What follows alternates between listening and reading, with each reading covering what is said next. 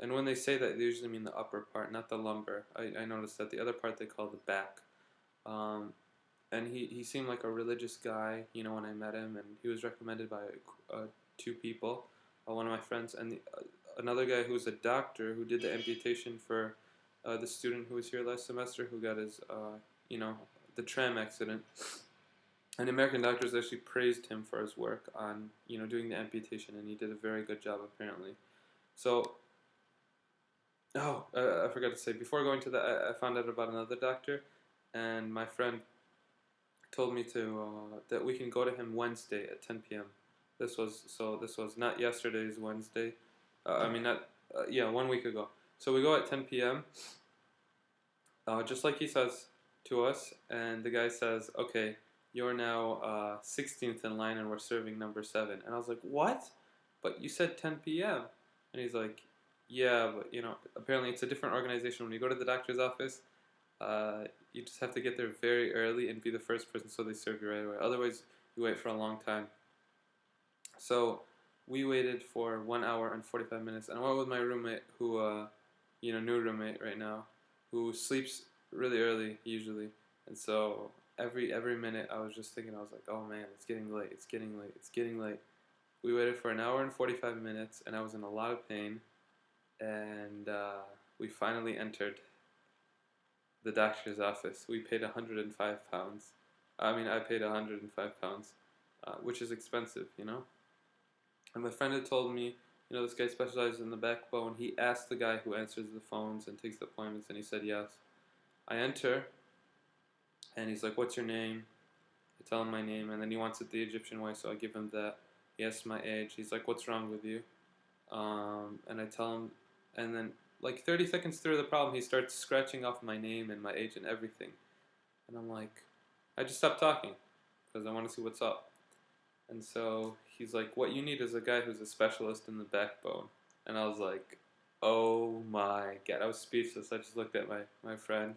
I was like, what? We just came here. It was like half an hour to get there and wait, and then half an hour back, and then 2 hours, almost 3 hours. And I was like, oh. And then my other friend walked in, Egyptian friend, and he said his mom always goes there. And he enters and he's like, "Doctor, I asked the guy who answered the phones, I was like, do you specialize in the back one?" He said, "Yes." He's like, "No, I specialize in the back, which is the lumbar," he meant. Um, and he's like, "That guy out there, he doesn't know anything about medicine." I was like, "How does he not know about medicine? He's the guy who answers your phone." Now, the guy who answers the phones and puts down the appointment, he walks in uh, without any sort of, the doctor didn't call him, push any button that I saw, unless there's a secret button under the desk, or say anything. He just entered, and I don't think you can hear the conversation going on inside. He entered and he hands us the £100, sorry, and it was really shady. And then my Egyptian friend asked, "Where's the 5? We paid 105." And then he's like, "No, he gets that for writing down your appointments and stuff like that." I was really, really mad because I think that the guy who writes down the appointments and stuff like that, he lied to us on purpose and made us wait for 1 hour and 45 minutes so he could get those £5. And so I was just really, really, really mad.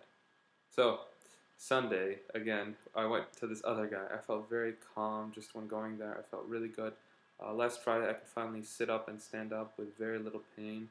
And it just started getting better and better and better. And so I went to him and I took off my neck collar because I didn't think I needed it. Hard to find. He was in Fleming. And he was just like, "Just go there and start asking people." I asked people for like half an hour. I just kept walking back and forth and back and forth. And I was like, "Can I get an appointment?" He said, "No appointments." Um, so I finally went there. It was at 3 p.m. I went there at 3:05, and I only had to wait 1 hour. And I was 12th in line, and they were serving the first person.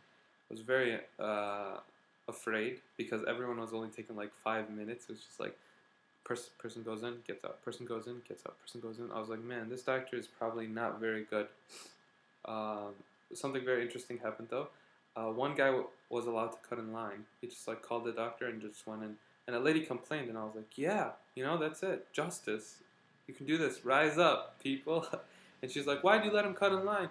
there has to be order and justice in this thing. We all come and you said no appointments. How does that guy?" And the guy answers the phone. He's like, "I'm sorry. It's the doctor. I have nothing to do with it. I don't take appointments." Um, so wasla is a very big problem in Egypt, and that's basically like getting the hookup or networking. But we have it too. It's a big problem too in Syria, but we have the same problem in America. It's just not to this degree at all. You can't compare the degree where, if you know somebody, then you get things done. Yeah, it happens in the US. I've seen it a lot, both with legal things and getting jobs and all that stuff. But here, it's it's exponentially more. It's just so much more. It's ridiculous. Um, so finally got to the guy. He said I have to wear this neck brace for 2 weeks. Gave me new medicine. I have to take a lot of pills every day, which really sucks. But it was I felt really good with what he had to say. It was really interesting. He went down to pray. The secretary was praying, and the phone was ringing. And so people in the waiting room were like, "Hey, answer the phone." They told the lady who was next there, and they're like, "Just tell him that the doctor's praying." So I thought that was interesting. I don't think that would happen in the U.S. Because first of all, no one would take a break like that. And then people just picking up the phone when they're at a business and just telling them, "Hey, the guy's praying." Laying down was very boring. I couldn't really read and stuff. I saw a lot of movies and I just got sick of them. Started putting on German subtitles so I could practice my German, and I would read and just being exposed over and over. That was good. Now, Robert is a hero. Robert Stoltz.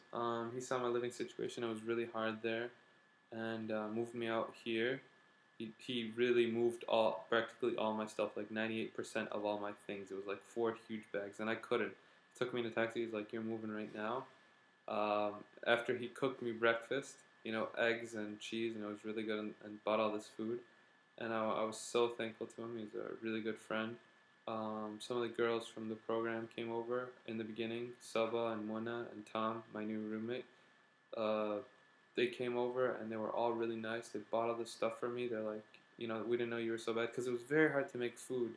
It was just so painful. Every step was painful.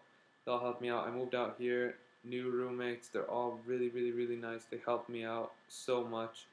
Um, while I couldn't, basically stand up or sit up, except with a lot of pain. And then more students.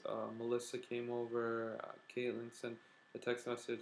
I'm not mentioning everybody's name. Chris came over, and everybody, they all gave me food from the Egyptians, like Nahla, Wahba, um, Jalal, of course, really good friend Jalal. A lot of people, just came over and helped me out so much, and I appreciated it so much. Tons of visitors, so many nice people, especially because I was feeling so bored.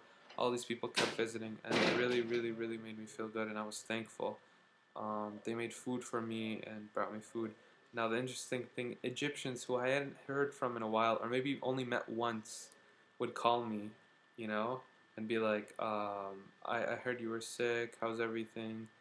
It was like so nice, and I really appreciated that aspect of Egyptian culture.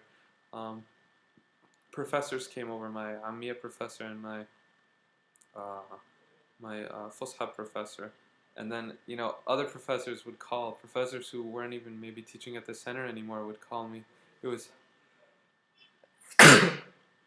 alhamdulillah, it was so nice of them. I really appreciate it. And the Egyptian habit is when you come and visit someone who's sick, you bring fruits or sweets.